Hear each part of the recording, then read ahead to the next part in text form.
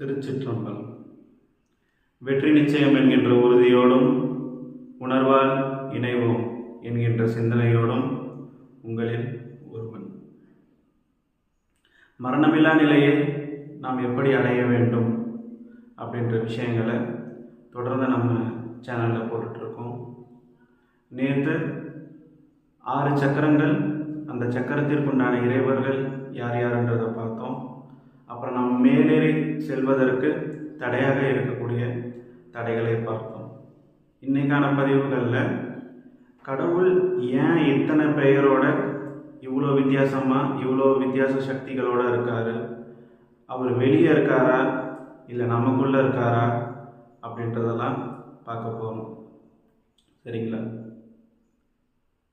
முதலாவதாக இறைவன் எல்லாத்துக்கும் பொதுவானவர்.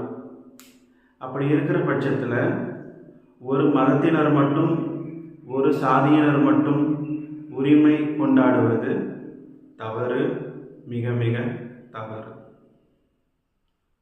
அதே மின்சாரம் தான் லைட்டுக்குள்ளே போயிட்டு வெளிச்சத்தை கொடுக்குது, அதே மின்சாரம் தான் ஃபேனை சுத்த வைக்குது, அதே மின்சாரம் தான் ஃப்ரிட்ஜில் இருந்து குளிர்ச்சியான காற்றையும், அதே மின்சாரம் தான் டிவியையும் இயக்குது.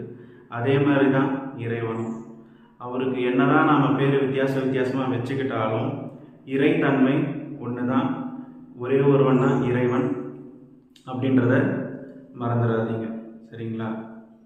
இப்போது ஏக இறைவன், அவருக்கு எந்த ஒரு எல்லையும் கிடையாது, எல்லை இருக்கும் ஆனால் எல்லையும் இல்லை. அப்படிப்பட்ட ஒரு இறைவன் எங்கே இருப்பாருன்னு சொன்னால் அப்பாலுக்கு அப்பால் இருப்பார் அவர். சரிங்களா?